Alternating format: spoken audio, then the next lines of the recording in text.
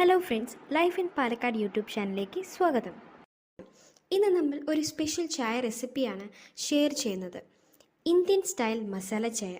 അതിനു മുൻപ് നമുക്കെല്ലാവർക്കും ചായയുടെ ചരിത്രം കേട്ടാലോ?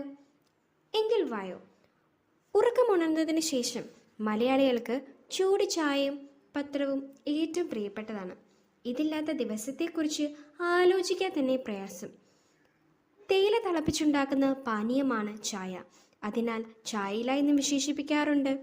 തേയിലയുടെ ശാസ്ത്രീയ നാമം കാമലിയ സിൻസിസ് എന്നാണ്. ഇവയുടെ ഉപയോഗത്തെക്കുറിച്ച് ആദ്യമായി തിരിച്ചറിഞ്ഞത് ചൈനക്കാരായിരുന്നു. പിന്നീട് ബ്രിട്ടീഷുകാർ വഴി വിശ്വപ്രസിദ്ധമായി.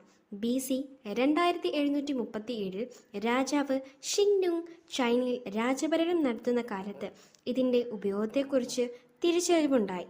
അദ്ദേഹത്തിൻ്റെ സേവകൻ ചൂടുവെള്ളം തിളപ്പിക്കുന്നതിനിടയിൽ പറന്നു വന്ന ചില ഇലകൾ അതിൽ വീണിരുന്നു. രാജാവ് ആ പാനീയത്തിൻ്റെ നിറവും രുചിയും ആസ്വദിക്കുകയുണ്ടായി. ഇത് സേവകന്റെ ശ്രദ്ധയിൽപ്പെട്ടില്ല. രാജാവ് ഒരു ഔഷധ വിദഗ്ധൻ കൂടിയായിരുന്നു.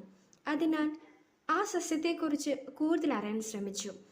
അങ്ങനെ ചില വിഷാംശം പ്രതിരോധിക്കാനുള്ള ശക്തി ഈ ഇലയ്ക്കുണ്ടെന്നും അദ്ദേഹം മനസ്സിലാക്കി.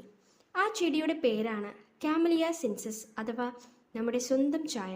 അങ്ങനെ ഇന്ന് ലോകമെമ്പാടും ആരാധകരുള്ള ചായയുടെ ചരിത്രത്തിൽ വഴിത്തിരിവുണ്ടായി. ഇതാണ് ചായയുടെ ചരിത്രം. ഇന്ത്യൻ മസാല ചായ ഉണ്ടാക്കുന്നതിൻ്റെ video life in Palakkad YouTube ചാനലുണ്ട്. എല്ലാവരും പോയി കാണണം. ലൈക്ക് ചെയ്യണം, ഷെയർ ചെയ്യണം, സബ്സ്ക്രൈബ് ചെയ്യണം. ബൈ.